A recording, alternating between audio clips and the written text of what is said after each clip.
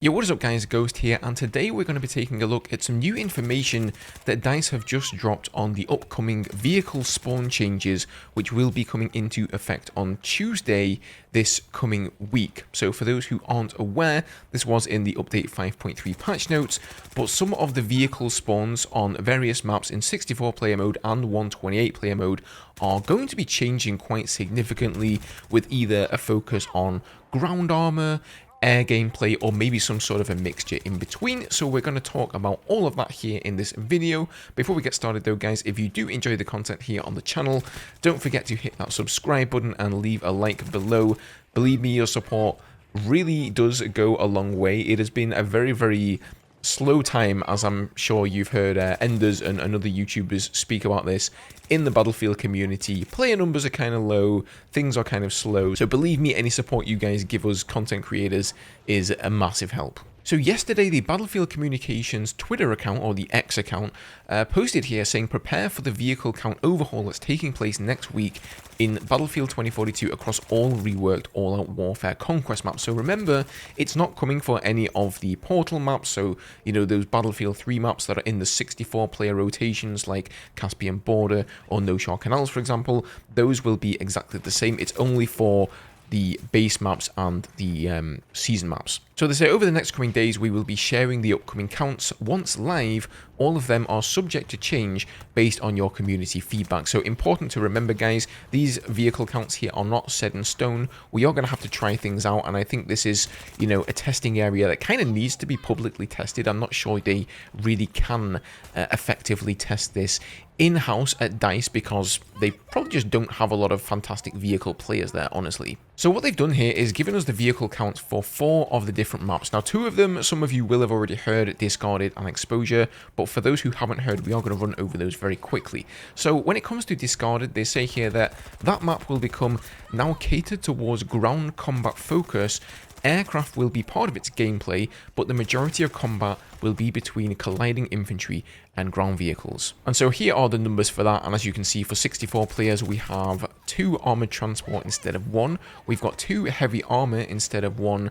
There are going to be 0 jets now, no gunship, and only 1 attack helicopter. So in 64 player mode there, you're going to have 2 more pieces of ground armor essentially, and pretty much nothing in the sky except for 1 single attack heli. On the 128 player side, you've got a little bit of a decrease there to the light transports. Again, 1 more armor, heavy armor being increased from 2 to 3, light armor interestingly being decreased from 2 to 1 though. And then in this game mode though, you do have the gunship and you actually have 2 jets. So this is kind of interesting that in the 64 player version they decide to cut out the jets entirely. They're reducing them from 1 to 0, and in 128 they've actually increased the jets from 1 to 2, so I'm not really sure how that makes any sense. There also seems to be a bit of a trend here of reducing the amount of civilian vehicles in 128 player especially by a lot, and you're going to see that in the other maps here as well. Moving over to Exposure, they say this map offers a significant amount of verticality due to its mountainous region. Air vehicle gameplay is the dominant focus of Exposure. And so here you'll see the light transports reduced, light armor increased a little bit. Most of the other things stay the same here, but what you will notice is that we have an extra attack helicopter and an extra jet. And again, civilian vehicles here being cut to absolutely 0. 128, we have armored transport being decreased down to 0. This is probably the biggest change I have seen, and that is attack helicopters being increased from 1 to 3. That is going to be quite something there, I think. And then jets increase from 1 to 2. Really liking seeing 2 jets in 128 player modes here, because that means we're actually going to get that longer weighted wingman gameplay back again. Now moving on to Kaleidoscope, this is something nobody will have heard, I don't think, yet. So Kaleidoscope is one of the locations that we feel represents the expectation of all-out war. While you may begin to see more jets in this location, it has remained relatively unchanged. And I would agree with those thoughts there. I do think Kaleidoscope kind of fits ground armor, you know, on the, is it the C objective in the middle where you've got the 2 dome-like structures, you've got the infantry building off to the side there, and then you've got the set of skyscrapers, right, which are sort of more infantry focused as well. The jets in this map will typically stay around the C objective, trying to attack targets there, whilst the helicopters are free to bob and weave in and out of those skyscrapers. So in 64 player here, we have reduced armor transport from 1 down to 0. We've got 1 piece of extra heavy armor, so 1 more tank. No gunship here on the 64 player. They've increased the amount of jets from 1 to 2.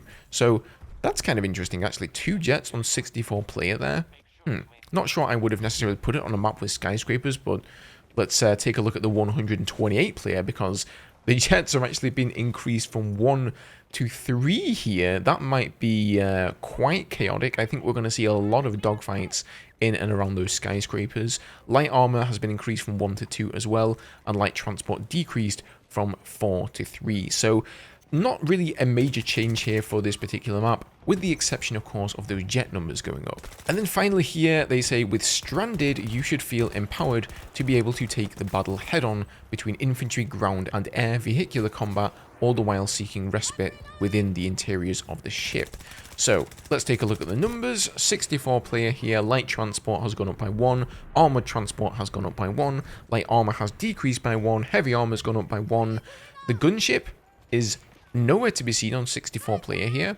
Attack helicopters remain the same, and jets have actually been decreased. So it looks like the 64 player is going to be more ground armor and 1 single attack helicopter in a nutshell. 128 players, light transport has gone down from 4 to 3, armored transport up from 1 to 2, and then the gunship again has been removed here. So gunship has gone bye-bye for Stranded completely.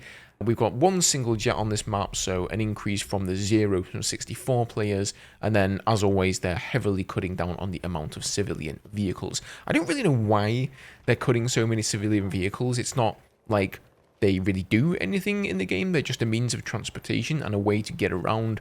So I would like to hear like what the thought process is behind that. But overall, I think I agree with these changes. I think this is going to give the map a slightly different flavor without a gunship here. There is going to be an attack helicopter.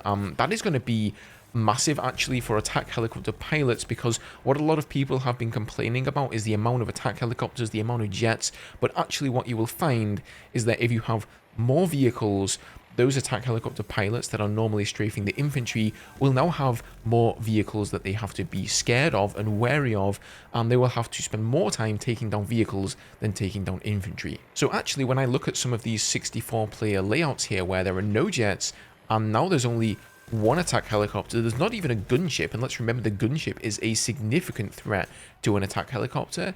What I see is an attack heli that is pretty much free to do almost what he wants, with the exception of the Wildcat stopping him or the infantry. But in any case, I'm sure we will see how this all plays out next Tuesday. Now, I do think DICE are going to be sort of teasing the remaining vehicle counts for the rest of the maps over the next couple of days. I can only assume, so I'm looking forward to see what they have there. If there's anything interesting of note, then I will be sure to bring that to you guys.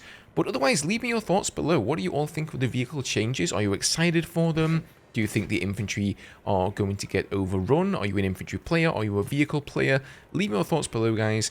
As always, if you enjoyed the video today, leave a like, subscribe for more Battlefield content here on the channel, and I will see you all in the next one. Cheers.